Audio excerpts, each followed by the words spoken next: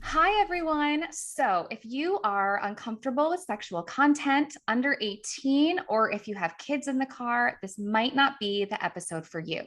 Otherwise, please enjoy. Today on our show, we have psychotherapist Rachel Wright. She is recognized as one of the freshest voices on modern relationships, mental health, and sex. She's been featured as a regular contributor to Shape, Insider, InStyle, and Cosmopolitan magazine, among hundreds of other media outlets. I've been obsessed with Rachel for a while now. Her social media presence is so refreshing. She's open and honest and real while being educational, thoughtful, and inspiring. Please welcome to the show, Rachel Wright. Rachel, hi. It's so good to see you. So good to see you. I'm so happy to be here. Yay!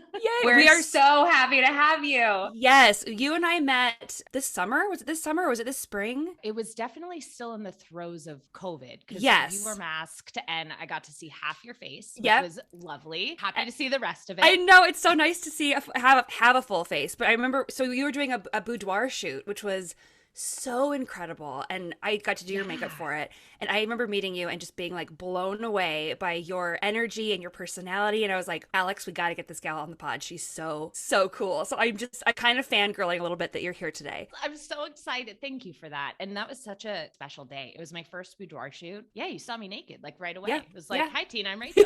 Here are my boobs. Here are my It boobs. was very empowering. It was great. It was awesome. And it was so empowering for me to watch and be there and experience that. And it was just such a celebration of like our bodies and sensuality. And it was an awesome day. And the pictures turned out so awesome. I really have started to actually recommend boudoir shoots for people just as a way to step into their own sexuality. In our world, so many other people, it feels like they own our sexuality, whether it's a partner or a family member or a religion. There's someone else or something else that owns us. Doing something like a boudoir shoot is just about you. I can't even speak to the psychological benefits that came from that, let alone the gorgeous photos. I mean, Yes. I actually totally agree with this because I think people think boudoir, they think of a very specific thing like black leather, like big hair, fake eye, but like it really, I feel like it just needs a rebrand because it's just what is sexy to you. Like it could be like a band t-shirt and some cute cheeky underwear, a bra showing through a white tee with like jean shorts. It could be black and white. It could be a million different things. And I've definitely gotten some of these photos done. And I think that it's something you will never regret. You will never regret getting glammed up or not, whatever is sexy to you, capturing it. And then what? You have beautiful photos of yourself 10 years later. Like it's something you will never forget. I recommend it to everyone. I fully agree. There's a part of my body, the back of my thighs, like right underneath my butt, I have always been so self-conscious of. And we shot that in the shoot. And when the photos came in, I was like, oh God, I got to look at them. And it was this really like, and I'm not someone who would say like I have body image stuff. It's like one of the only things I haven't dealt with in my life. But I was terrified to look at them. And then I looked at them and I was like, why am I so insecure about that? And it was this moment of like reality kind of hitting you in the face instead of just kind of looking in the mirror and having that like in the moment. It's really like, oh wow, this is what I look like. And it's so, it was amazing. And also, like, it's a moment when maybe you're not looking at yourself in a dressing room with overhead lighting or in an airplane bathroom with bad lighting. It's like you're looking at yourself on a day when you feel good. And we all need that. Truly. I made a little book of them in my phone so that when I'm feeling really low or like, I feel so fat on my period, whatever's going on, Yeah. I will pick it up and be like, look at my hot self. I That's love that. so cool. Rachel, you're an expert in this field of body confidence and sensuality and sexuality. What would you define body confidence as, and why is it complicated? Body confidence is so complicated. We get so many messages to have body positivity. And to me, that is very much in the same line as toxic positivity because it's just adding blanket. I love my body. It's amazing.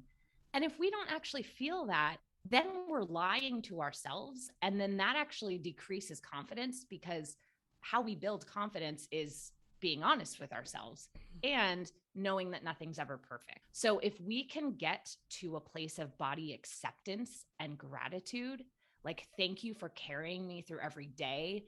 Thank you for showing up in this podcast right now. Thank you for existing and digesting food and walking. Then when we add on and I know I'm not going to ever be quote unquote perfect, because there is no quote unquote perfect, that's body confidence. I completely agree. I've been learning a lot about toxic positivity, and I do feel like the generations before us, in their attempt to learn about mental health and take care of themselves, they really skipped over the part of let's feel our feelings and move through them. And they skipped to everything's fine, everything's fine. Just the generation before us of women, they really jumped to that, where we kind of have learned, okay, wait, you have to have a level of acceptance and a level of, then you have to move through your grief, or you have to move through the pain. And then in a few weeks, maybe you'll probably be at the point of, I feel positive about this, but you can't just flip a switch. No. And it's kind of like the old saying, like, feel the fear and do it anyway. That's great, kind of, but it's missing exactly what you were talking about, Alex, which is the feel the fear, move through the fear, and then do the thing. Because if we just shove ourselves off a cliff, that can be very traumatic. Exactly. I love Dak Shepard's podcast, Armchair Expert, and he talks a lot about how he and Kristen parent their children, and they are both in therapy. They've had couples therapy. They're like really believe in therapy, and they're always like, well, you take your car into the shop to get a tune up, you redo your house. Why aren't you tuning up your mental health? And he talks about parenting, and with his little girls, when they're mad and they're frustrated and they're having a tantrum, they'll say, okay, why don't you just go in your room, feel your feelings for a while. They're valid. Go punch a pillow, scream, do whatever you need to do, and then we'll talk. And it's just so interesting of like a new generation of being, of giving that space to feel your feelings. And then we'll talk about it, as opposed to you're fine, you're fine, you're fine. I see so many parents do this. And it's just like you were saying, Alex, it's a positive attempt to let them feel okay. Like it's coming from a good place. But when we tell our kids over and over again, you're fine, you're fine, you're fine, you're fine, it's telling them your feelings are not valid. Your feelings are not valid. Your feelings are not valid. And then they turn into adults that have this sensation of, I have to be fine. I can't go to my room and feel my feelings, because that neural pathway was never built. And then we feel like something's wrong with us, and we're told we're sensitive and we have too many emotions and we can't handle them. And it's like, what do you mean? I'm just feeling things. When we give our kids the space, our partners the space, it helps us all process and move through it. Every generation is just going to keep learning something new. Our kids will be telling us about how, we didn't do something correctly. We're probably feeding them poison. Right. Or like, exactly. Exactly. Who knows? You specifically work around body consciousness, sex, everything under that umbrella with clients. Can you describe a little bit more about what you do? And then also, what's the most common concern that people come to you with? So that's evolved over the years. I started out as what I like to call run-of-the-mill therapist, anxiety, depression, like all the greatest hits. And it took a little while for me to niche down and figure out where my zone of genius was, and not just what I could do. And I think that that's for a lot of us, no matter what industry we're in. It's like, we want to be able to do all of the things underneath that umbrella. And it takes a little bit to figure out like, oh, I actually am even better in this area. And I need to like let the other person who's even better at this other area take those people. And so as I evolved myself and did more and more personal work internally and started living my life as honest as I could, my clientele started evolving, which makes sense. Now I see a variety of clients, couples, individuals. I really work at the intersection of mental health, sex, and relationships, and where those all overlap. People will often come in with a sex thing because that's what gets them in the door, but it's never a sex thing. Because the first thing I'll have them go do is get a medical assessment from their doctor and make sure everything is like physiologically quote unquote working properly and hormones are balanced and all that stuff. And then ultimately, 9 out of 10 times they come back and they're like, clean bill of health. And I'm like, cool, let's talk about your feelings. So it really always circles back to the same work in a way. But the people who wind up coming to me usually are struggling in some form of relationship or with their sex life, whether that is with themselves, with a partner, or they're unhappy in their relationship or not communicating well. I find myself teaching like healthy communication 101 because we didn't get that. And so people are like, how do I express that I'm sad without blaming my partner? Or why, when I express when I'm sad, my partner gets defensive? All of these things that happen consistently, that's kind of the stuff that people wind up coming to me for. And then more recently, couples have been coming to me to help them open up their relationships. I practice ethical non-monogamy and I identify as polyamorous, like in terms of how I'm wired. I'm just as much bisexual, redhead, polyamorous. And like, that's how ingrained it is in me. Mm-hmm. And so a lot of couples come to me for support around that process. And monogamous couples who have chosen conscious monogamy will often come to me because they know that the way that I approach things is not from a monogamy is your only option. Even if you don't ever practice non-monogamy, Mm-hmm. I'm not coming from like that tunnel vision lens. Whereas a lot of people are, just because that's our society, right? Like monogamy is more assumed than waking up tomorrow. Wow. Yeah. Especially in this country. And I know the other countries have a little bit of a different view, but in America, it's been this very, you know, if you are not monogamous and married until the day that you die, the marriage has failed. And also Esther Perel is one of my favorites who are kind of challenging, okay, is it a failure? You know, is that really true? Are there other options? Very interesting. There's a book called Polysecure. And the author, Jessica Fern, talks about how we get attached to monogamy instead of being attached to our person. And so if we attach to monogamy as a concept, we get so scared when that concept gets torn away that the attachment isn't actually between us and the other human. It's between us and the idea that that human isn't going to go anywhere no matter what. And that creates a really yucky environment over time. Right? It's a really different mentality coming at relationships. Like, I'm going to choose this every day versus, well, we got married one time when I was 20 something. So therefore I cannot see a penis again other than yours. Like, what? Yeah. I'd love for you to kind of walk us through maybe like how you realized this about yourself and then kind of how it's working now. And also congratulations on your engagement. Yeah, exactly. Congratulations. Looking back, I reread my diaries from high school, maybe like 3 years ago.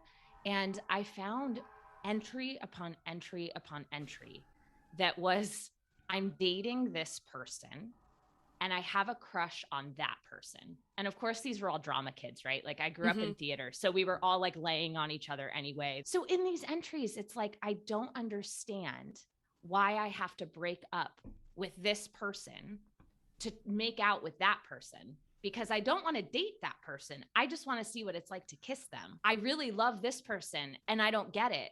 And then it says like, I'm such a slut. And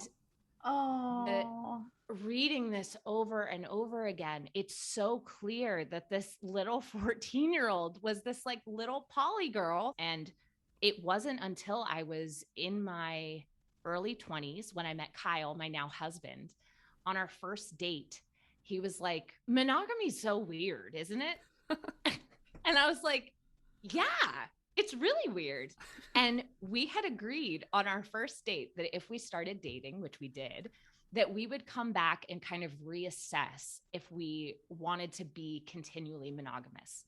And so from the beginning, it felt like I was choosing it finally, instead of someone else telling me that's what you have to do. The analogy that I give people who've never experienced this is like, someone took me to a food from around the world buffet in Las Vegas and was like, okay, you have to choose one country and then eat that food for 6 months, because if you don't, you're going to be a whore. And I think a lot of people feel like this. And the other thing about this is that you're making an active choice and it's consensual. I know people who cannot be monogamous to save their lives. They've cheated on every single person they've dated since they were 13 and ruined marriages and ruined relationships because it's all been secrets and lies. Yes. Well, maybe like there's a healthier choice if you know that about yourself. And if it's never worked for you, and if it can't work for you, maybe there's a healthier choice. Yes. And that's what ethical non-monogamy is all about. So I didn't learn what ethical non-monogamy was until I was in my master's program, which is insane because I literally had to go to higher education to find out that I wasn't a slut for thinking about making out with this other guy in drama. Yeah. I mean, it was such a moment of, oh, I'm not insane. Okay. And I started seeing clients that were throuples and that were open and had different arrangements. And then I learned that like 80, this is not an accurate statistic, but like 80-ish% of gay men are in open relationships. Mm-hmm. And that's not discussed publicly either, because there's still a stigma around it. So figuring out this for myself, Kyle and I would check in. I'd be like, no, I'm good. This is good. We're fine. And finally, one day, we saw The Prom on Broadway, and Kyle's cousin was in it. And it really resonated with me watching this main character navigate feeling so different. I was like, ooh, a little like teenage part of me was feeling this. And we came home that night and I was like, Kyle, how would you feel if we learned a little bit more about ethical non-monogamy and like maybe took a step? And how many years have you been married when you have this conversation? So we met in 2011. We got married in 2016. So we had been married for 3 years and together for like 7 or 8. And we did it. We started doing it. It was clumsy and weird. And the first person that I kissed, I almost threw up and like ran out of the room and called Kyle and was like, are we okay? Is everything okay? And I'm like, geez, even me who had been feeling this my entire life and understood what it was, I was still freaking out about this idea of, did I do something wrong? Have I lost? And what were like the first steps? Like, how did you even make it to the point where, like, was it like, okay, one night a week? Or then how did you meet the people? Like, what were like the first baby steps? So the very, very first thing that we did was reread The Ethical Slut, which is a book that I recommend for literally every human, regardless of whether or not you identify with. I'm writing this down. It is written by a sex educator and a sex therapist.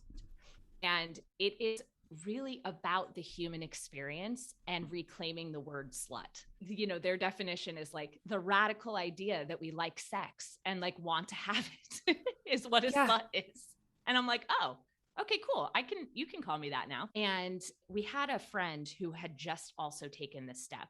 And she recommended a podcast called Polyamory and an app called Field, which is like a dating app for non-traditional anything. It's like kinky people, like really sex positive people, lots of ethical non-monogamous people. So we went on. And I was speaking at an event that weekend. And I'll never forget that first night we were laying in bed and we were both on Field messaging people next to each other. And we just busted up laughing. And we're like, this is so fun. It was so fun. And Kyle's like, can I show you what I said to this person? And I'm like, yeah, I think so. And then I'm like, do you want to see what I'm saying? And, you know, we started sharing and watching him step into this like flirty person again. I was like very attracted. And all of a sudden I'm like, let's put down our phones. I need you now. That was going to be my next question is, how did it affect your sex life? Like you felt like there was a different spark again. Totally. It was not poor before by any means, right? But there was like a new sprinkle of something. It felt like a little fairy came in and was like, here's some horny dust from when you were 16. Yes. Like, wow. Well, it's like it's another level of intimacy where you guys can share this. It's not a secret. It's not dirty. It's not bad. There's nothing wrong. It's openness, and you guys are being so open. It's like unlocking another level. And we don't ever get to see this side of our partner in monogamous relationships because we only see the version that they bring us, and then that's it. If we're together. Yeah. Right. So it's a really interesting thing to see your partner, especially for me after so many years. Like he was so awkward and rusty and I was awkward. And like the first person I talked to, I ended up dating for 6 months. It was the very first person I messaged. And I was like, this app thing is so easy. Hilarious. If only. Learned later. Yeah. But it was wonderful. He was somebody who was in theater and Kyle's not. And so I was able to like share my background with someone else. And we dated for a while and it was great. We would meet up every couple weeks at a hotel and have a sleepover. And we had like our little dinner at the hotel, like breakfast routine. And he would call the gift shop our pantry, like it was so fun. And we dated separately for a while and like would take little steps. First, it was hanging out in the afternoon. Then it was, okay, a month has gone by. How do you feel about a sleepover?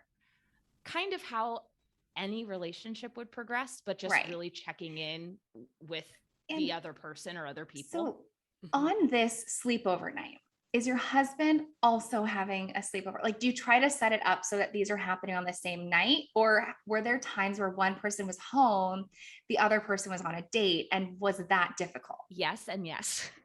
Both have happened. At the beginning, we really tried to have plans when the other person was going out.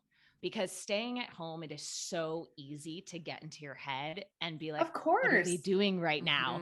I'm not getting this thing that they're doing with this other person. Right. And the shift there that I had to make was, if he were out with friends, would I feel anything being at home by myself? And the answer was no. So I was like, okay, I feel fulfilled sexually.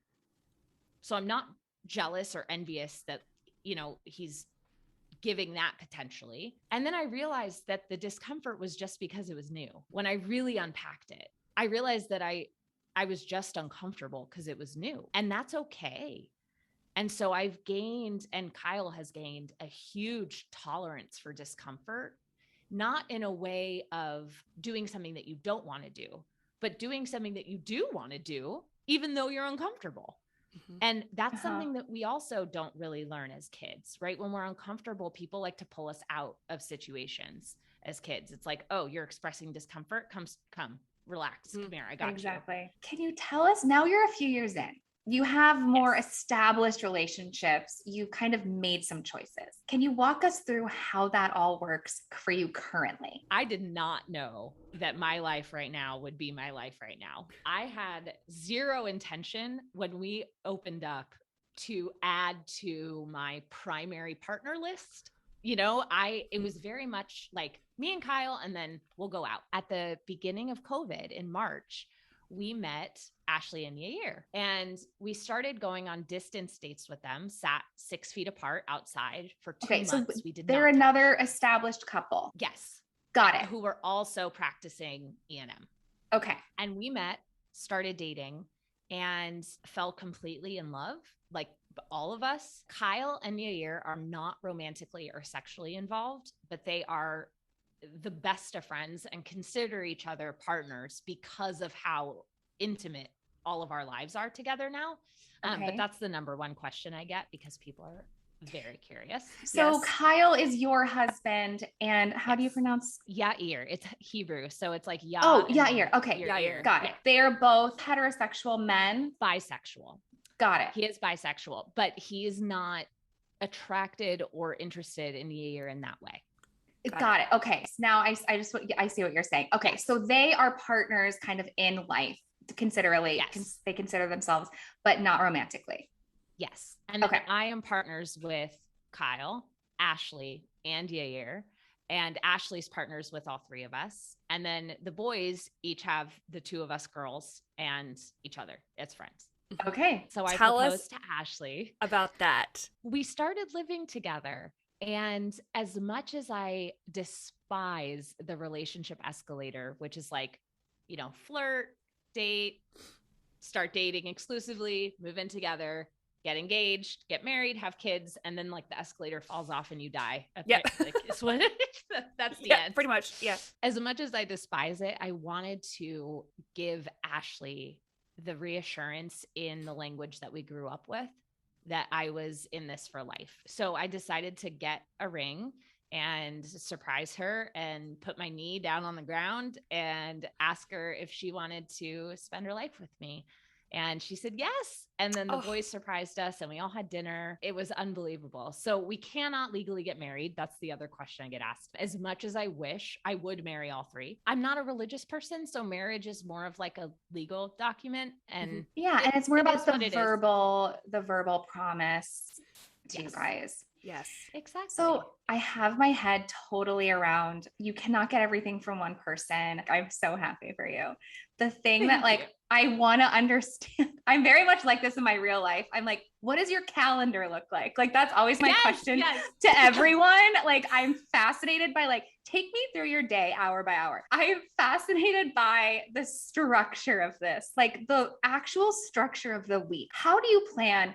Who's spending time with who? When is it alone time? When is it group time? Are there rules and structure around sex at all? I guess I'm really interested in the current logistics of it all. Absolutely. So yes, there is a calendar, and it is a very detailed color-coded Google Calendar. Okay, this is what I want to know. And we make sure that we rotate in terms of time for dates and time for sleeping in the same bed, not necessarily sex, but just physically sharing a bed with somebody else. Putting 4 people in a bed is really not comfortable to sleep. Right. So we have to rotate, you know? So we do that. And it's kind of on there with like, take out cans and bottles tonight. It's like, you know, Rachel and Kyle in the pink room, and we just rotate. It's basically like, if I were to have Kyle tonight to sleep next to, maybe tomorrow I would have Ashley, then I'd have Yair, and then rinse and repeat. And then every once in a while, somebody's like, I would really love to sleep by myself.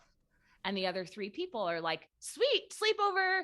Okay. So that's how sleeping works. It's a lot less complicated than you'd think. Yeah. But no, I'm so happy you're saying this, because I do think that if there's someone out there that hasn't really talked to someone like you or read about this, they might think it's some sort of like free for all orgy situation.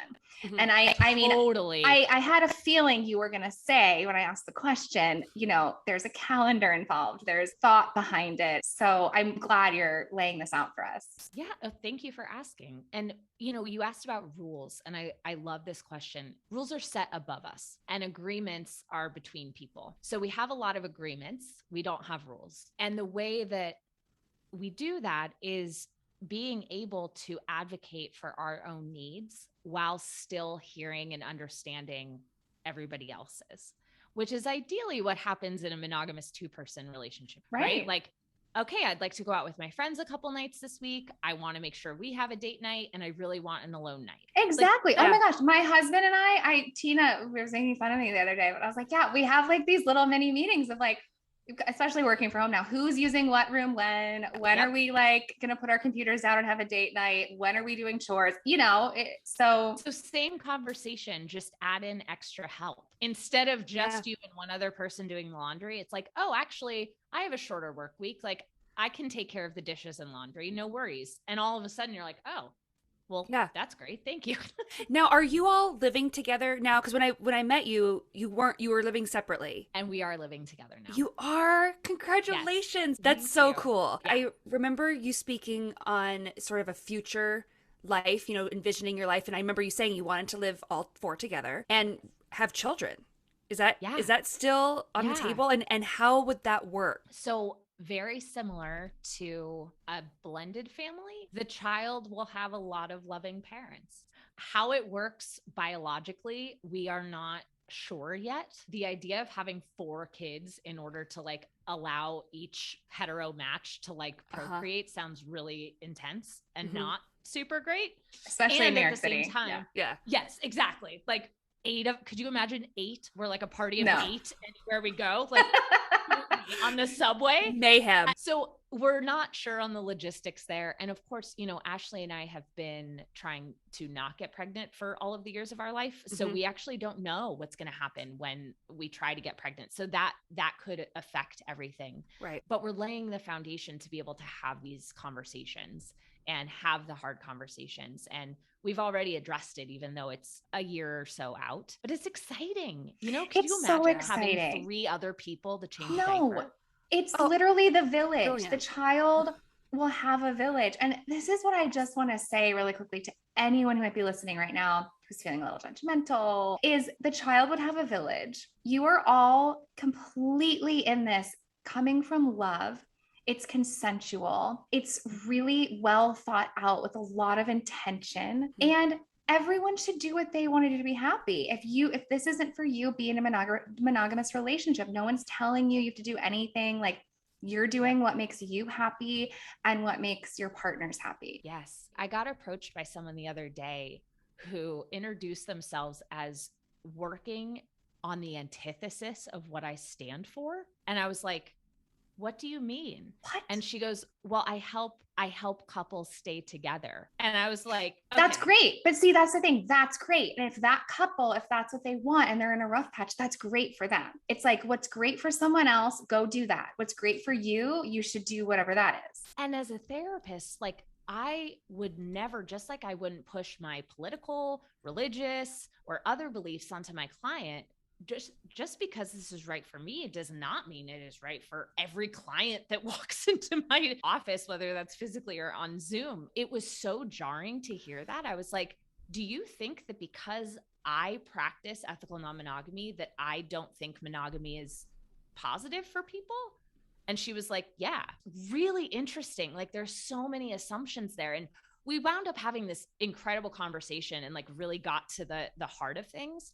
But there was this idea that it was threatening to monogamy. And that's where I come back to, what are we attached to?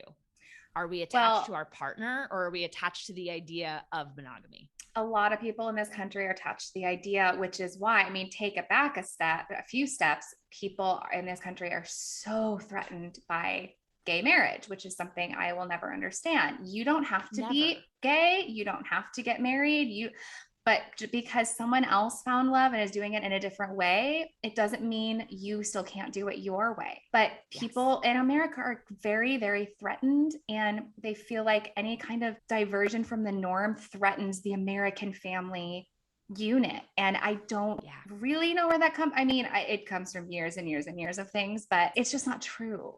Well, and it seems like there's this like underlying shame. People, I'm gonna do a real blanket statement here, but the threat of gay marriage or polyamory on monogamy is, in my mind, has to do with sex and the shame. And people have this misconception that it's all about sex. It's only about sex, and sex is dirty, and sex is a sin. And because we've been trained, you know, it goes back to the being a slut for craving something outside of what we've been conditioned to know and want. I love how you speak on, you know, we sleep together in the same bed. We make time for each other. It's not about sex. It's not, if it was, that's great too, but it's not some dirty word or wrongdoing. And okay, people put that there.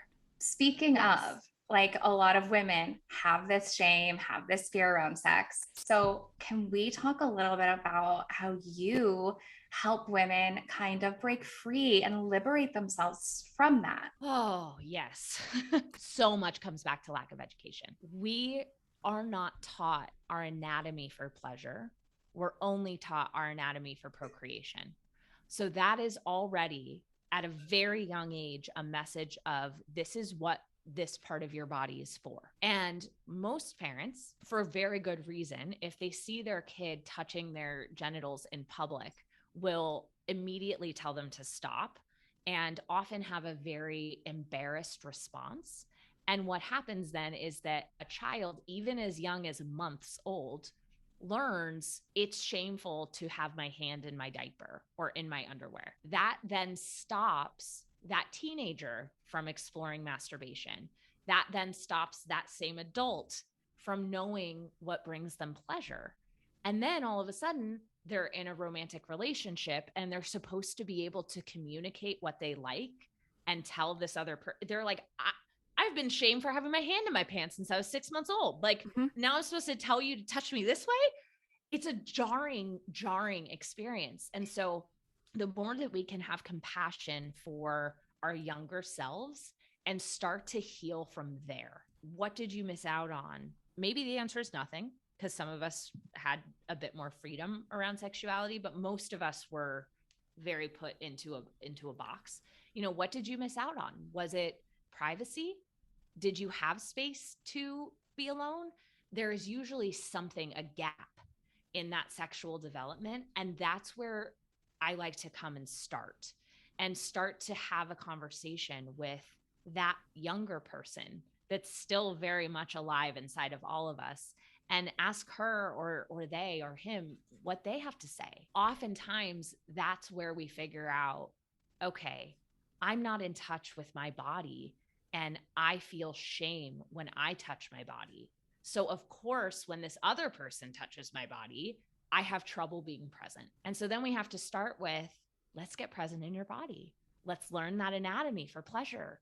Let's take time and create a container for you to be alone with yourself, even if that's like putting body oil on after a shower, staying naked for like 5 more minutes than you may, and, you know, not quickly put back on the clothes and go into like wife, dad, mom mode, whatever you're doing, creating space to get to know yourself. And that immediately ripples out into our sexuality with whoever we're sharing it with. God, that resonates so hard with me.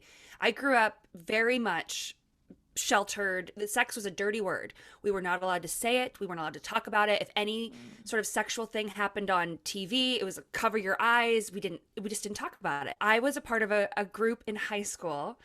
Oh my God, it's like horrifying to think about now, but it was called PSI, and it was called Postponing Sexual Involvement. And I would go to middle schools on my lunch break and talk to children about abstinence, and how that was how to prevent, because it was so, it was such a dirty word. It was so, and so sex became this very, very scary.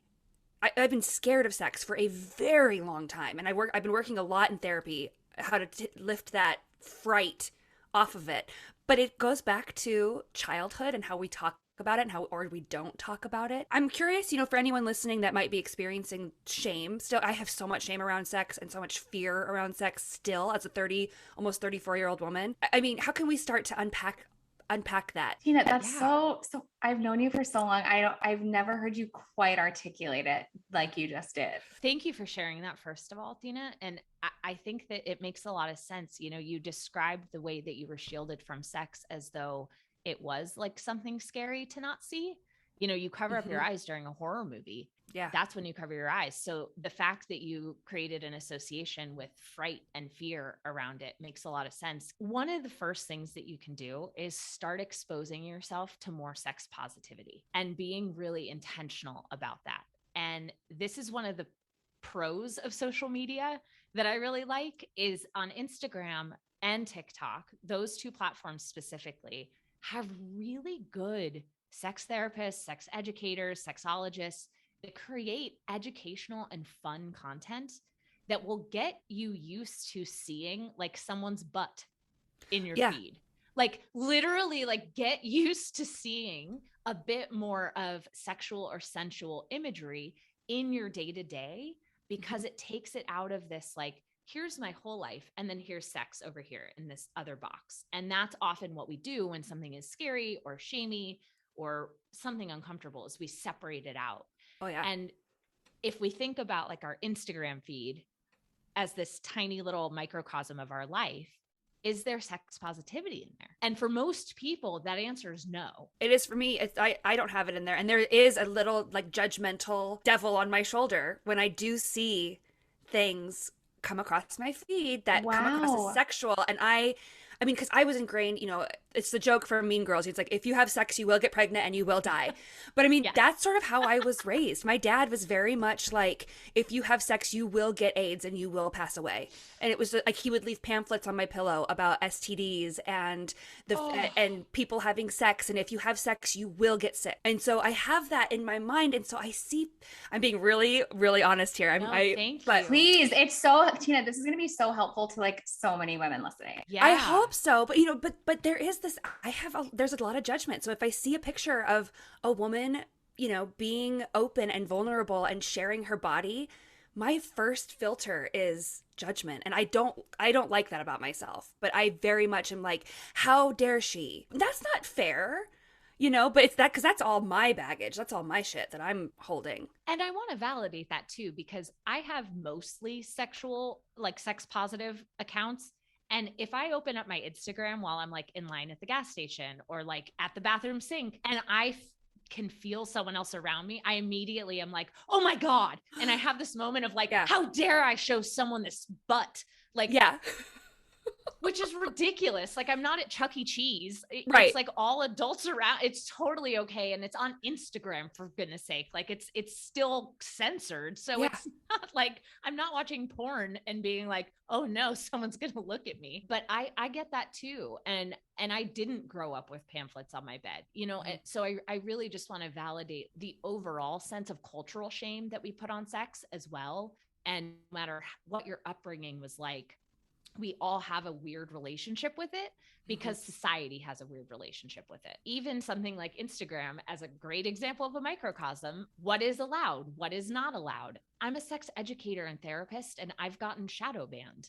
And I'm posting like scientific things with like a cute doodle of a pretend penis. Like, well, Instagram is ridiculous. I got banned because I unfollowed too many people in the same day. So like during COVID, I was bored. I was like, oh God, maybe I'll just unfollow people that don't bring me joy. I don't talk to anymore.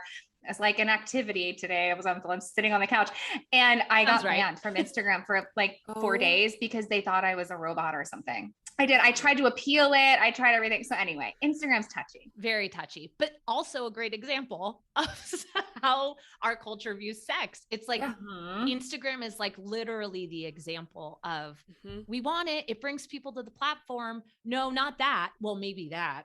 I guess we'll allow this. Like they cannot figure out what is quote unquote allowed and appropriate for people. At the end of the day, if a person's over 18, what are we talking about? It doesn't matter. We have like my profile set to 18 and over.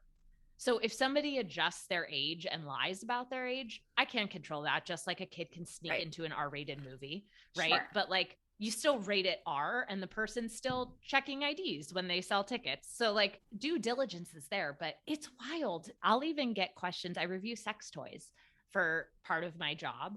And I will often get questions like, oh, are you going to post a video of you trying it? What? And I'm like, no, can we like zoom out for a second? Yeah, right. Can we just think about that for a hot second? Just a quick minute. Like, is your therapist going to post a video of themselves masturbating? Like, what are we talking about? People just have no idea how to deal with it. Okay. So I would love to know. So say like Tina is your client or someone is saying a very similar things to Tina about their childhood. What are a few homework assignments or actionable things you would have them try? Another one would be to create a weekly 25-minute container where you're alone with your body naked. You get to choose what happens. You can literally just lay on your bed nude. You could put lotion on. You could give yourself a foot rub, or you could literally just lay there nude and stare at the ceiling and not look at yourself. But creating a container where the intention is I am going to be with my beautiful naked self for 25 minutes. That does sound hard. That sounds very hard. Tell me what sounds hard about it. It sounds really scary. Vulnerable. It feels vulnerable, scary, and to be like alone with my thoughts and my body with nothing I create so many physical and mental barriers with my body and my sexuality. So to have that open and exposed is very scary. Also just like armor. I'm sitting here thinking like, so I had a very, very different childhood from like my mom. You brought up about horror movies. She would always make us close our eyes if there was violence, but if there was sex, she'd be like, it's just human beings' bodies, like it's natural. So it was more of that. And she was very sex positive, but I also did go to a private Catholic all-girls school where it was very much like abstinence only, sex is bad. So I had mostly positive. Yeah. Super confusing. But anyway, I'm sitting here thinking, if you were to give me that assignment, like I love what I'm thinking of now is like armor. I'm like, do I have to be like naked or can I wear my cute 2-piece set or like my cute lingerie or like a cute robe or something? Like, can I wear some piece of armor? What I would ask is, what does that give you? I feel like I just get extremely judgy about my body. Like if we're being completely honest, my stomach, not my favorite part. Do I have to look at that and be distracted? Or can I wear like cute underwear and then I won't think about it as much? So here's the gift in that moment. And we'll jump through since we're not like in a therapy session. The gift of that moment is you don't have to look at your stomach. And you realize that you don't have to have armor to make that choice. that you can be naked and you can still have control. You can be vulnerable and still be comfortable in that discomfort. And it's those moments of, I don't want to look here. Okay, don't. Wow, where else am I putting on something or using something else instead of asking myself, can I redirect my attention? Right. Yep. And that's well, where like you got me, Rachel. You got me there. I should just pay you a lot of money for what you just said. Yeah, I mean, definitely that's part of the work. I'm in therapy too. That's definitely part of the work I'm currently doing, but that is so dead on. I'm glad. Really and I is. hope it resonates with other people too. Really coming back to, monogamy and non-monogamy and all of that. There's this idea that we either lose that sense of control or we don't have that sense of control. And some people think that about both, right? Some people think that if you're monogamous, you don't have that control. And then other people think that if you're non-monogamous, then you don't have that control. And the whole point is we always do, because it's us. It doesn't matter what structure we're in. It's still our eyes. We get to choose where they look. We may not have control over that initial thought or the feeling that then comes right after it. We do have control over then what we do next. Can you give us your ideal woman in peak sexual health? She's done tons of work. Someone who knows what she likes and what she doesn't like. Someone who is curious and willing to explore and know that those tastes may change. Just like how sometimes we don't like a food when we're younger and then evolve to really love it. Same thing. Mm-hmm. Our sexual preferences change all the time. Someone who understands sexual health so that they're not worried about STIs for no reason. They have the real facts, and that what is taking up the brain bandwidth is not rhetoric or false information that they were given, kind of like the Mean Girls line, right? I would also say, I define sex as a meaningful experience of pleasure. I would say that if there's a bigger concept, you maybe not that exact definition, whatever resonates for you, but the concept that sex is not just a penis going inside of a vagina. That is one form of sex. That is intercourse. That is not sex.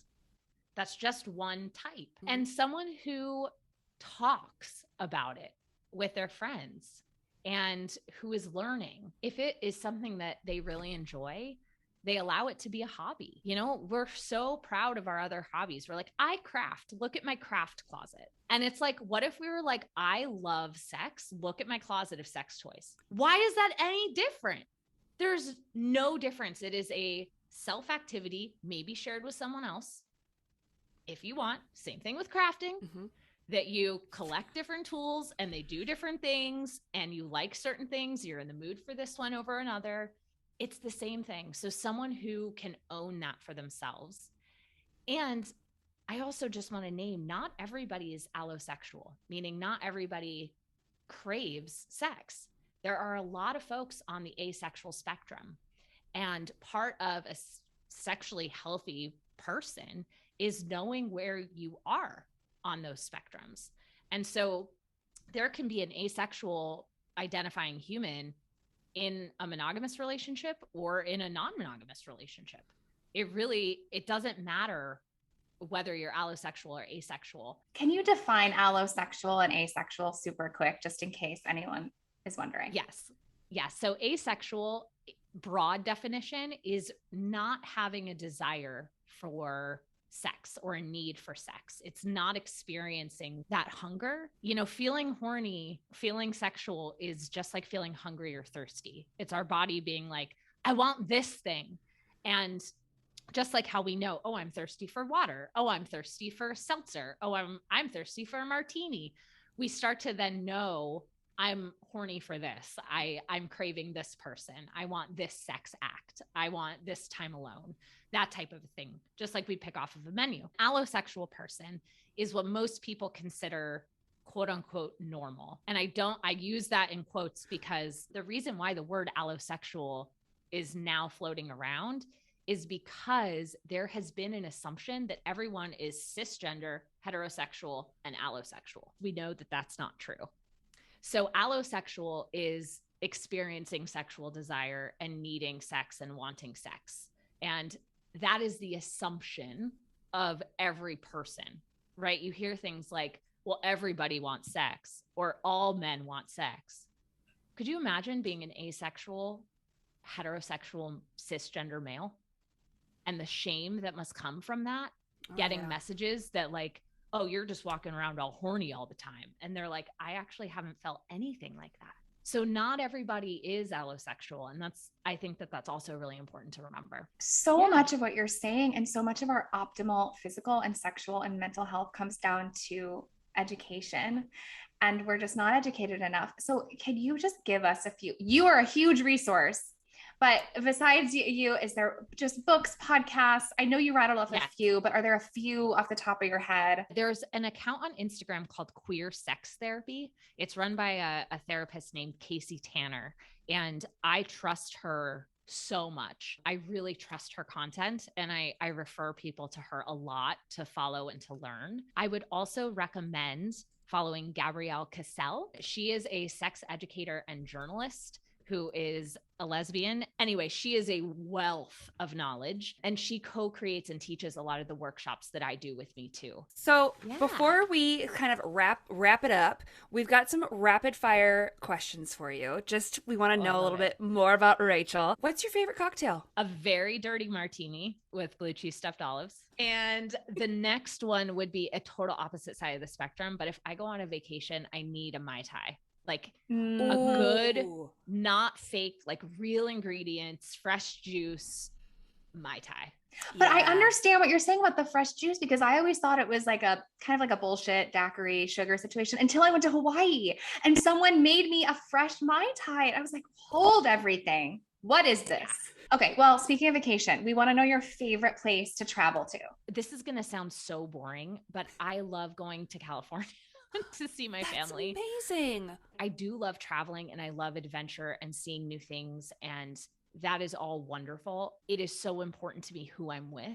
Mm-hmm. And that makes such a difference, that going to see my family and like going to Disneyland. So where can we find you on social media and to follow you? And also, if someone would like to work with you, how would we do that? My Instagram is _Rachel with a W for Wright. And if you want to work together, there's a link in my bio. If you scroll down, it says, want to work together? Fill out this form. So also check out my website. It's rachelwrightnyc.com, and be sure to get on my email list there. There's actually a shame-free guide to sex on my website that's free. And when you get that, you'll join my email list so that if Instagram does go down, we can still stay in contact. Rachel, thank you so much for being such an open book. You're so honest and vulnerable. And it was just so cool to have a real conversation and get some real specific questions answered. Yes. You're amazing. Thank you. You really are. Anytime. You guys are incredible. And this podcast is fantastic. I'm honored to be here.